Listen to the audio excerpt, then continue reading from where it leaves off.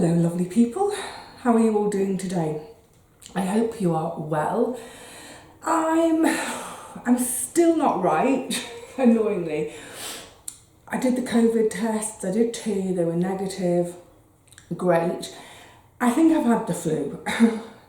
I think that because for 4 days last week, my temperature was hovering at 39 and going above, and I normally sit at 35.8. Anyway, I took a couple of days off completely, which I hate doing, but I just couldn't get up, couldn't do anything. So I have now, it's very echoey in here, isn't it? Can't do anything about that, it's an empty room. But I have yesterday, I've completely done the floor again, got it down a bit finer, and then underneath the units, I've done it by hand because the orbital sander wouldn't get in there. That was a workout, hand sanding, because I think it was like 4 layers of paint, 3 or 4 layers of paint. Anyway, so I'm feeling it up here this morning. Anyway, so good. Floor done as much as it's going to be done. I love how it looks. I walked in here in the middle of the night, about 3-4 o'clock in the morning, barefoot, to get some water, and it felt lovely under my feet. It feels, this might be a weird thing to say, it almost feels soft. Oh, it's gorgeous.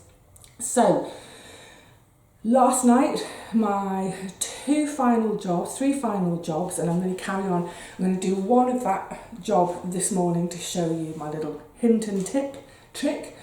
So after I'd finished, I've thoroughly swept everywhere. Even things like tops of pipes. Swept it, swept that up, chuck it away. Then I've hoovered, get it done again. And the thing about that is that, yes, momentarily it's like, yay, it's dust free. But of course, there's so much dust in the air that overnight that has settled fine, because I'm going to do another dusty job today. The idea is that by the end of today, I'll do another sweep, another hoover, but then the following morning, when any of the dust that's in the air, and the other thing I will do, sorry, I'm sort of getting ahead of myself. I've got a great long list with all the different steps and stages in it.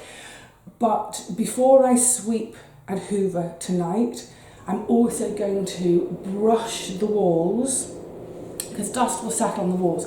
Brush it down, brush it off, all the pipes, etc, etc. I've just seen a spider's web hanging from one of my lights. So it'll all get brushed, even the ceiling. Brush, sweep, hoover, and then tomorrow, then the last job will be, or the first job, but it's the last of the mess. Everything will get a wet wipe. Even the walls, I'll just go over the walls with a damp cloth. The counter, the butcher's block, we're doing the butcher's block today in a minute, and the floor. And then hopefully that's the last of the dust. It will also be a general, tomorrow's session, apart from that, will be cleaning tiles, the window where there's paint. I've got my razor scraper, it's not in the room at the moment, but I've got my razor scraper to get off any of the old paint, because the old white paint has turned magnolia on those hard surfaces. So it'll be all about scrubbing and cleaning tomorrow, and then at the end of that day, it will give any remaining dust a chance to settle, and then hopefully I can do one final wet wipe of surfaces, walls, floor again, and that should be the last of the dust, so that the following day, yes, I can start painting them. I don't want to be painting walls that are dusty. Now, the reason I'm mentioning some of that is because one of my last jobs last night, after doing the sweep and the hoover, was I've got a few small holes dotted around. They're really small. I don't know if you can see from there. Let me point them out. There was one here, another one here. They're tiny, tiny. It's from picture pins, from the hooks from where my pin boards were. So the idea is now, when I move back into the kitchen, as it were, before selling, I'm not going to put up my pin board. I've reduced my pin boards down to 1 anyway, but I'm not going to put my pin board or my calendar back up in here. I've got a piece of art for this wall which I'll put up, but otherwise, yeah, they're not going back up. So all the hooks have been taken out. There's another one there on the green wall from my Frida Kahlo. So any of those little bits that were looking tatty I filled last night, the idea being that today I can sand them down, because this is hopefully the last of the really dusty days. Now, I wanted to show you a little trick on this one, but it's not actually really big enough to show you, but I'll tell you anyway. So, I've got my filler. You have to excuse me if I'm a bit bungy sounding, but like I said, this whatever this bug is I got is still lingering. So honestly, I need the tiniest amount on my spatula. Just make sure it's, squish it into the hole, get rid of my excess, back in the pot, use it for another job. But then this is a great trick that I actually can't remember who taught me this, but it was years and years ago. I've got a pot of water on my steps here. Wet my blade, and then just run over this with a wet blade, and it makes it, that mark there, you're going to have to struggle to see, aren't you? Can you, oh, you can't see it now because I filled it. That is a streak of paint. But using the, let's put you back there, otherwise you're talking to my chin. Doing this, you would have seen this if I had a big hole. I don't have any big holes to show you, but if you're filling a bit of a bigger patch, you know, maybe 10 centimetres by 10, whatever, doing that wet wipe with the blade afterwards, it just helps to really smooth it down. And by doing that, you're making less work for yourself later on when you come to sand it. So that is so smooth, I could almost get away without sanding it. Likewise, all the ones I've done already, I could almost get away with it. I will, of course, sand them. I'll use my little sanding block, a really fine grade of sandpaper, and it would probably just take a couple of brushes over that to just make sure it's so smooth it's invisible. In fact, it's so smooth, the walls have got that slight stipple to them where the roller has been over them with the previous coat of paint.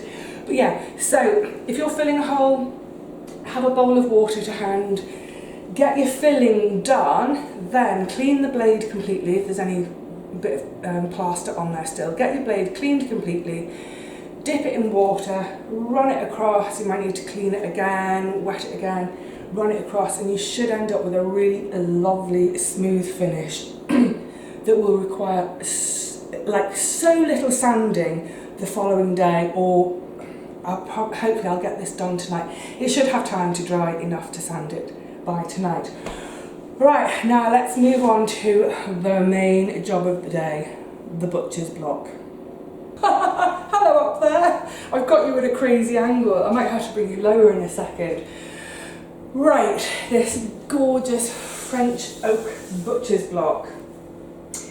It cost a fortune, but oh my goodness, so well worth it. I love it anyway, but also, so there's a number of things about this countertop, and I hope the estate agent will point it out. It's actually deeper than a normal countertop. That's because before I moved in here, I used to do a lot of baking, tarts, flans especially, so I wanted a big surface for rolling out on. It turns out, you know, I hardly do any baking these days. My oven is a bit, annoys me. Anyway, but the great thing, I've mentioned it before, the fantastic thing about the butcher's block is it's so easy to bring it up like brand new again. I'm going to be sanding. I'll show you, actually hang on, I want to just show you one thing in particular. Right, let me just show you this now. Sorry, the freezer motor has just kicked in, but this, yuck, yuck, yuck, this mark was made by one of the lids from my cast iron pan, grotty. this is what I'm looking to remove today, and there's a couple more further down, excuse me, that way, plus also where the draining block has sat for ages. There's a little sort of bit of water marking around it. So that needs to come out. Plus, just coming this way, you can see I've now taken the boxing off my pipes. The boxing is dead easy. There's some more up there. The boxing was so easy. It's just MDF on 3 sides, obviously cut to size. The one under here has a little extra cut in the top just to make it slot back in. But yeah, look, it's all the gubbins of my boiler. Oh, I need to dust in here, little spider's webs. I mean, is anyone going to look behind here? But because I'm a perfectionist, can you see that's had a drip too? That's a historic drip, that's fixed now. But yeah, that will all need doing too. Again, there's a little, can you see a little watermark there?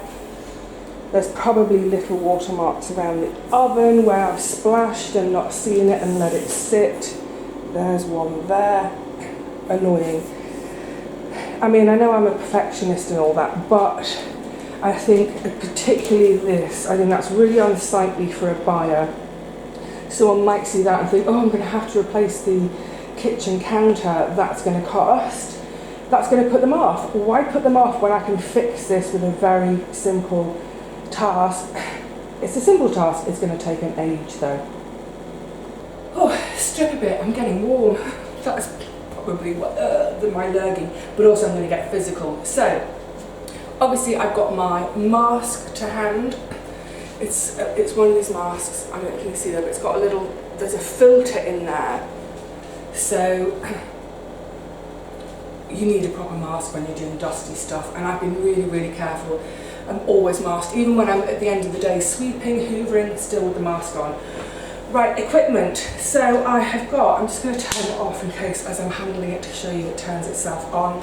I've got this little palm sander, power sander, great, with, I've got on it one of the sheets I bought. It's a pack of 5, it should do me fine.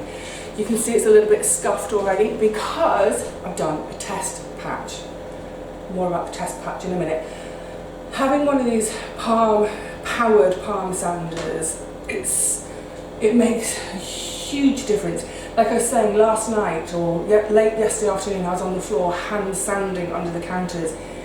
It was a huge effort. I was sweating, I think because of this flu or whatever, but also obviously in the mask. Anyway, so yeah, if you can borrow, I've borrowed this from Kay, thank you so much Kay. Kay loves craft gin, so I think I'm going to go out and see if I can find a really lovely special bottle of craft gin as a thank you. If you don't have a palm sander, you can of course use a hand block. So this is mine, it's pretty ancient now. On either end it's got, if I can show you, can you see it's sort of sprung clips, a sprung clip there. This isn't the right size, but what you do is you would tear your sandpaper to fit it better, and then very simply it clips in the end. Let me show you. Oh, so little fingers and thumbs. So it clips into that end, clips into that end. Really nice ergonomic handle. I could do it with that. That would take a long time, a lot of effort. And my wrists and elbows are a little bit arthritic as well, so you know, if you can borrow a powered one, all the better. You can also, for sanding, excuse me, which I've got and I'll use it for the walls, a little block of cork. It's just a bit more gentle if you're doing, this is actually a really fine sandpaper. You can tell this has been around my cork block actually, from the creases and the marks. So the cork block it's almost like the size of, you know the Cook's matches, the boxes of Cook's matches, it's about that size. It's a bit more gentle because it's the cork, it's got a bit of it's got less resistance. But if you're doing fine jobs, I'll use it on the walls. If you're doing a finer job, I like the cork hand block. But I'm not doing a fine job this morning, I'm doing a tough as old boot job. So, if you've never used I think this is true with any power tools, because, you know, power, oh, they're a bit scary. In an ideal world, whoever owns that tool, get them to give you a demonstration of how to use it, especially if they don't have the instruction manual anymore. Get them to give you a lesson how to use it. Let them demonstrate it first of all, and then let them oversee you having a go with it. Get a feel for it, get used to it before you start on the job proper. And then when you do start on the job proper, start, if you can, in an inconspicuous area. So for me, that would be that corner under the boiler, which is normally boxed in. Yeah, start in an inconspicuous place. Not because you're necessarily going to muck up, but just while you're getting the hang of it, the feel of it. You know, in exactly the same way, because I know loads of you sew, if your sewing machine is in for service and they loan you a machine to use while yours is being serviced, you wouldn't sit down and straight away start doing your make on that machine. You would, of course, grab some scraps of fabric and do a few stitches, try some different stitches, different tension. You'd have a little play around with scrap fabric first, whilst you get the feel of the machine. So I think it's exactly the same with power tools. Personally, I am terrified of things like the power saws. I've got a power hacksaw, all of those things, I'm terrified of them. So the first few times I had a friend with me to sort of show me and guide me until I'm, you know, happy and confident and used to it. Now the simple job is to get on with it. So let's bring you a bit lower and hopefully you can see what I'm doing. The main thing with sanding wood, and I'm sure you all know it, but for those who've never done it before, the main thing is go with the grain. So the grain runs up and down the length of the countertop, so I'm going to be sanding up and down. Not in quite such long strokes, I'll be working on an area and moving to the next. On the floor, of course, the floor is laid that way, so I was working that way. Yeah, always work with the grain. Okay, shall we start? Okay, so I've got my mask on now, so my voice is going to be a bit muffled. So here's that nasty stain. This is going to be really noisy, but let me just show you a couple of passes. Oh, I turned it off at the wall, didn't I? Oh, turned the wrong socket on. Take 3.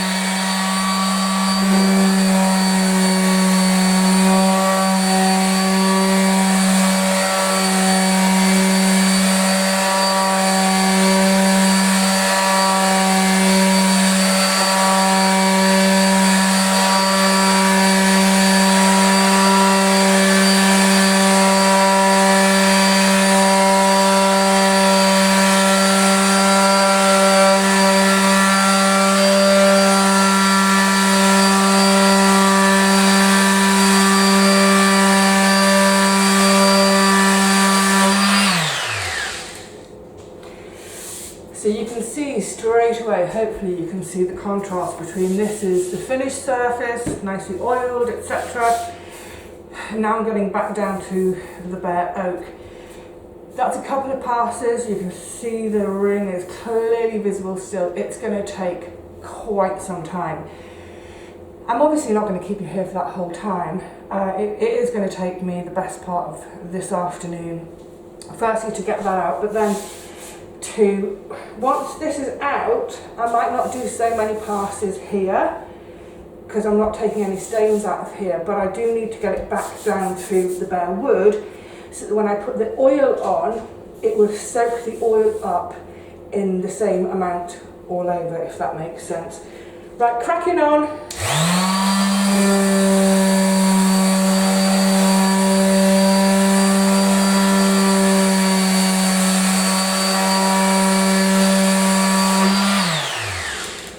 Sorry, one more thing I should have said. I'm not, where I've got this, I'm not pushing it down. I'm not like applying massive amount of pressure. I'm just gently pressing it, almost sort of the same amount of pressure if I'm ironing something that's not very wrinkled.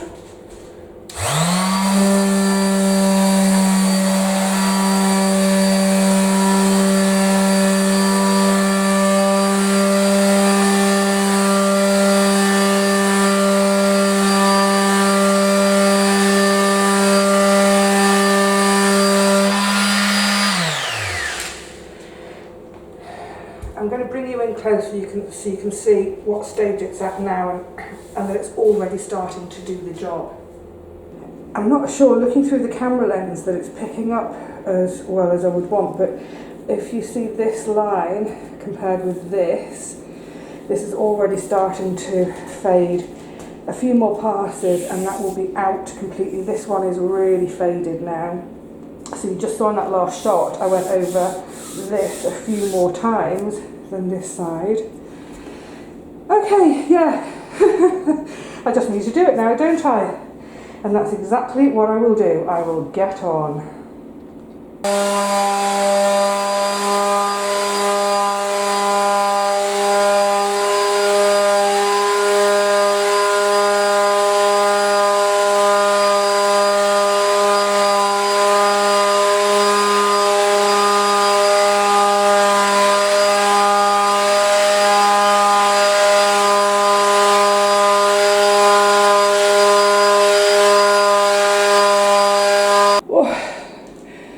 It's hot with the mask on.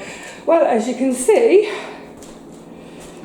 abracadabra, no ring stain. I mean, it's gorgeous. Like I said, it's like new again. I mean, there's a huge difference between this part and where the oiled sections still are. So I've got my work cut out for the rest of this afternoon to get the whole run done. The rest of the run won't take up quite so much time because I'm not going to be going over the same bit quite so much. Just get it all back down to the naked wood again. But yeah, that's what I mean about if you've got a butcher's block in your kitchen, you can make it look like brand new again. Don't be scared to have a go. If you're scared, well, have a go, but you know, start somewhere inconspicuous. But honestly, this is child's play. A child could do this. It's so easy. It just takes a bit of time. And that's what I'm going to give it. Whew. Whew. Thought I'd better just have a quick third way break. Yeah, like I said, it's a really easy job. It's such an easy job to do. It's just time consuming, and obviously if you've got legs that get angry, yeah, do have a sit down, because it's all standing up, isn't it? The other thing, and I forgot to mention it about the mask and what I've been doing the last few days, is whenever I do a bit and then I sit a bit, do a bit and sit a bit. Whenever I've done a bit of a session on the floor, like say I've been doing the floor for half an hour and then I come in here and I do something else for half an hour that's just sitting and a bit more gentle. As soon as I come out of the kitchen, take my mask off, I'm on the loo rolls at the moment because my hankies can't keep up, but I have a really good blow. Don't be icked out by this, but I have a really, really good blow so that if bits of dust have got up there, blow them out, get rid of them. I was going to say I'm pleased with how it's going so far. I'm pleased with how it's turning out. I'm not pleased that it's taken me so long. I've pretty much about 8-9 days behind the schedule I'd set for it. But you know what? None of us know. It's like, I didn't know my leg was going to blow up, didn't know I was going to get the flu. I am boiling. Right, before I crack on, I just thought I'd have a quick word about the whole move in general. Because I've just started to dabble my toe properly in house hunting. I have last sort of summer or so, it was after my sister and I had had that trip to collect Auntie Teapot, The following week, because obviously whilst we were away together, we were talking about my house move and my dreams and what I want and what are my must-haves. Anyway, my sister got a bit overexcited. God love her. She was sending me like 6, 7, 8 properties every day. Look at this, look at this. And they were all over the country. And, you know, it was great to see what's out there price-wise. But there were a couple of things at that time. One, it was just far too soon to be looking. Just, you know, the lease. Just quickly on the lease. My giddy goodness. That's one of my jobs to do tomorrow, is to call the land registry and start to chivvy them. To really, really chivvy them now, because it's getting on for 2 years. It's ridiculous. Thousands of pounds have been paid out for this thing between me and the other 2 people in the building. My lease is now down to 80 years, which I'm not going to go into the ins and outs. I know folk overseas don't understand the concept of a leasehold property. Yes, I own my flat. It is mine to sell. The money I make from the flat will be my money to spend on another property. I don't own the land the flat sits on. I lease it. Now, when it's down to 80 years, pretty much no bank will lend, as in do a mortgage on a property that's 80 years or less. So it will make it nigh on impossible to sell unless it's to a cash buyer. And that's, frankly, it's not going to happen. So, yes, so back to last summer, my sister was sending me all these properties to look at. And the lease, you know, I didn't have the lease sorted, nowhere near it. But also, at that time, and actually until relatively recently, I was dead set on staying in this area. So she was sending me properties to look at in Bristol, Cheltenham, Harrogate. I mean, just like literally all over the place. Bournemouth. The Bournemouth one was great, except it turned out it was on a roundabout. Anyway, I have, though, started to look more in earnest now.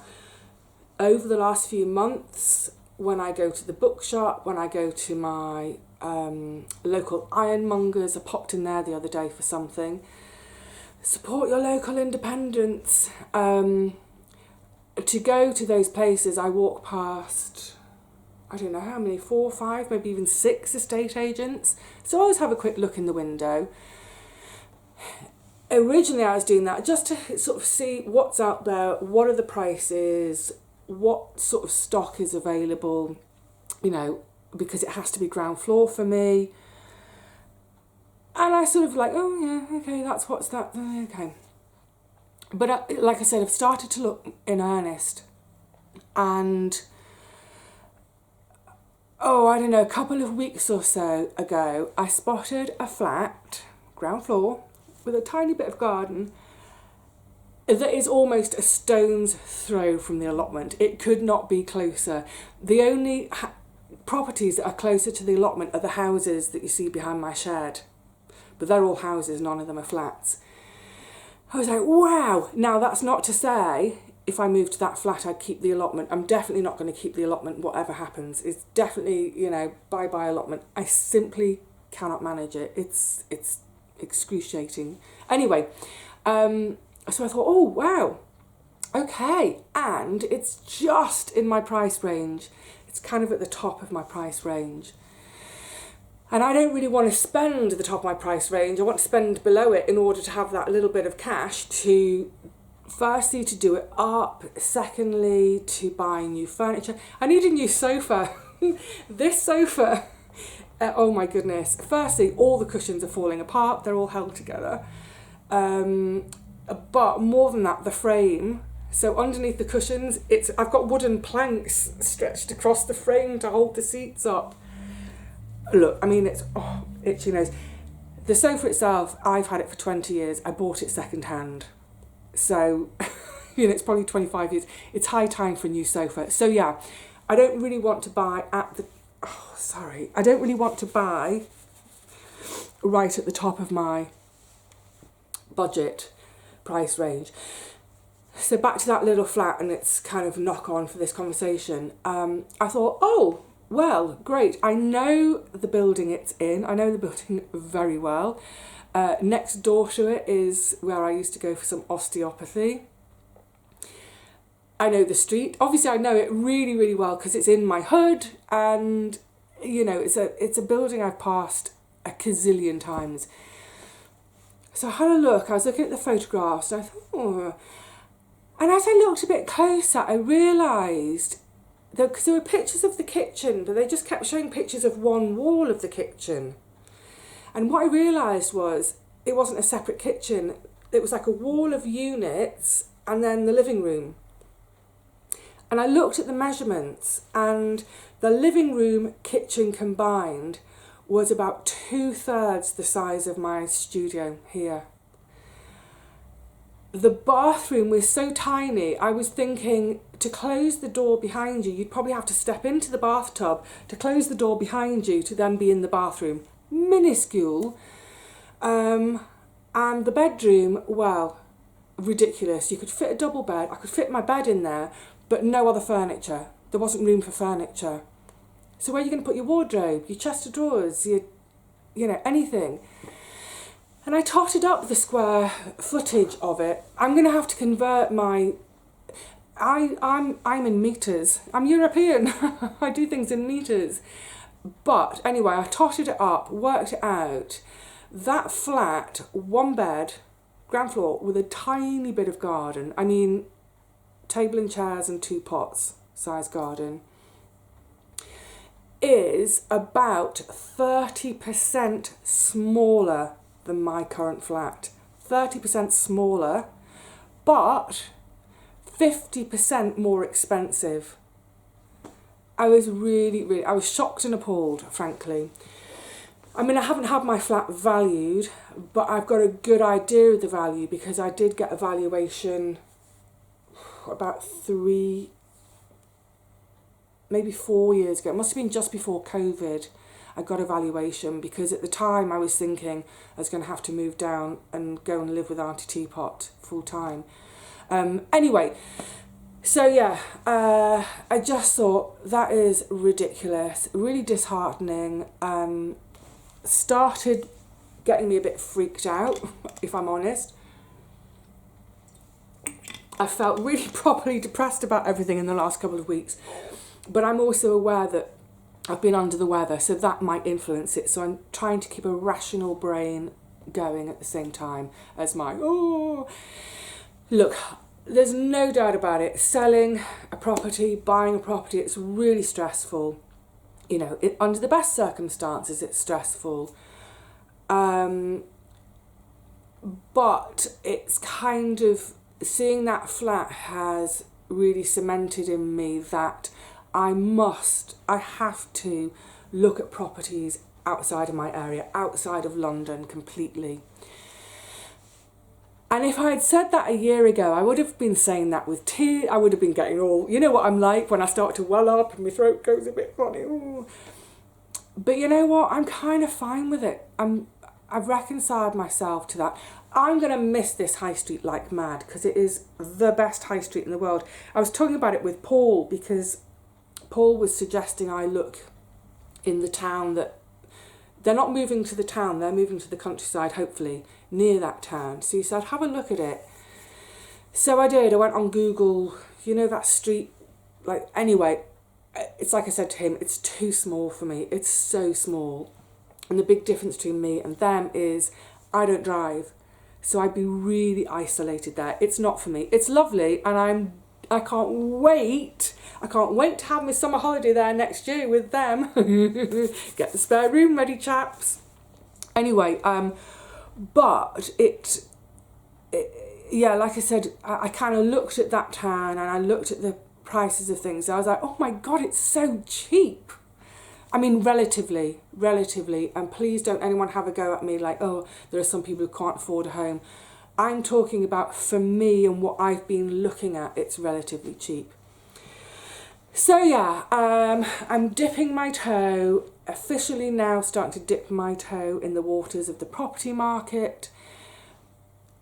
I don't want to jinx myself, I'm calling an estate agent tomorrow morning to view a property that's not...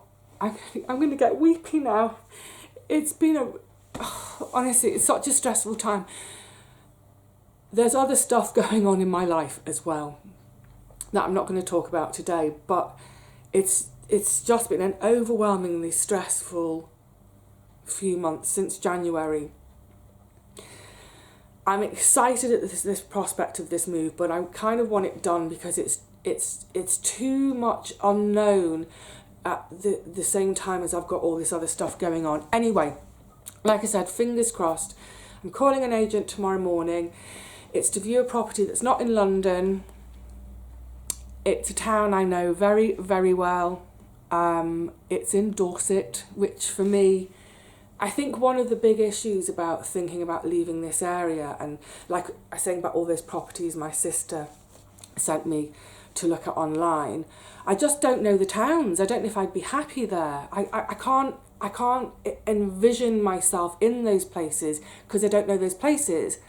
Whereas this is a town I know very well. It's home from home for me. I think of it as home anyway. My grandparents have lived there. They've lived in a couple of places in Dorset. And even, you know, both my grandparents are dead now, but even so, I still go there. I have a little day trip every now and again, sometimes a weekend. I love it. The high street isn't quite as good as my fantastic high street here. I don't think I'm going to find a high street like this anywhere in the world. That's what Paul and I were talking about. He's like, you're just not going to get that anywhere else. But I'm even, you know, reconciled myself to that. And I think what it boils down to is every other property I've looked at so far and got excited about, the next day, have a sleep on it. The next morning I wake up and I think, oh no, I don't know. I get all frightened again and, excuse me, I need a gulp. I get frightened again, I get worried, it's just that, like, I just don't know, I don't feel safe about this decision. It's horrible, horrible feeling. But the property I'm talking about that I'm going to ring up about tomorrow, I spotted it, I think, about 3 or 4 days ago. And the next day I woke up and I thought, I think it's the one. I don't want to jinx myself. There are a couple of problems with it. One is the lease. It's got an 80-year lease, just like my property here. So that's what I need to find out about. But all being well, I'll give them a call Monday and arrange a viewing, which is going to be a train trip. So this is the other thing I wanted to mention for anyone else in the UK, especially if you're in the southeast, is I will be renewing, it lapsed about 18 months ago after Auntie Teapot, my network rail card. So in the UK, there are different rail cards that you can buy, which give you discount on future tickets. So for instance, there's the young person's rail card. It's a long time since I had one of those. I think it goes up to the age of 26. I think there's a family rail card. I think there's a seniors rail card. But the network rail card gives me, I can't remember the percentage off. I think it's 30%, a third off any fares, and it covers a huge part of the country. So I always used to have it for Auntie Teapot down in Kent. My train fare to hers was 30 quid return. With my card, it was 20 quid. The card itself costs £30 for a year. So if I make 3 trips to Auntie Teapot, the card's paid for itself. And there were times when I was going down 4-5 times a week. If she was in hospital, I'd be going 7 days a week to go and, check in on her. So yeah, 30 quid one-off payment, and then it'll give me a third off my future tickets. So my ticket to Dorset, I looked up, I think it's going to be about 60 quid. So a third off that, it'll be £20 off. So if I make one more trip, the card will have paid for itself. So yeah, I mean, that's the other worry, isn't it, with house hunting outside of your own area, especially if you don't drive, is the expense of the travel. I can't afford to look at 10 different properties in different parts of the country and end up spending anywhere between £500 and £1,000 on travel. That's a huge chunk of my budget gone just on the travel. So yeah, fingers crossed. If this property comes off, if it happens, oh, by the way, yeah, of course, I'm going to take you down there if I do a viewing. I'm going to do this phone call first because there are a couple of problems with the property, or there are a couple of issues which could be too problematic to make it worth buying. If those problems can be resolved, then this property is well within my budget, and it's well within my budget enough to do, it's a doer-upper. It's a real doer-upper. So long as the walls and the roof are sound, I don't care what the inside looks like, let me do it up. So yeah, on the one hand, I'm excited. On the one hand, I don't want to fall in love too much because I don't want to have my heart broken. But finding the right property is kind of like falling in love, isn't it? Excuse my nose. We kind of need to fall in love. We have to have that response to a property. If we don't love it, if we're not in love with it, why, don't want to move there. So, exciting, scary, possibly heartbreaking times. Please all keep your fingers crossed. All right, my lovelies, I need to get back to work. I hope the little tip about the wetting your filler blade, I hope that's a useful tip for any of you who are about to do some DIY. I hope those little things I talked about in terms of sanding your wooden countertops, I hope that's helpful to some people too. I will, of course, once it's all done, I'll show you. Just to say very quickly though, I won't be doing I really need to blow my nose again. I won't be doing the Danish oil. I won't be oiling it today for exactly the same reasons as I was talking about right at the top of the video about not painting yet. I need a good couple of days of dust settling, wet wiping dust off, letting the rest settle, wet wiping off. The last thing I want to do is oil that counter when there's tons of dust on it. So that will be it'll probably be the next to last job. Do all my painting, then do my oiling. Anyway, all right, lovelies, I feel a bit giddy now. I will catch up with you all again before too long. Probably hopefully with a paintbrush or a roller in my hand. Oh my goodness, it's taking forever, isn't it? Or maybe the next time I catch you up, we'll be on a train going to Dorset. Please, please, please.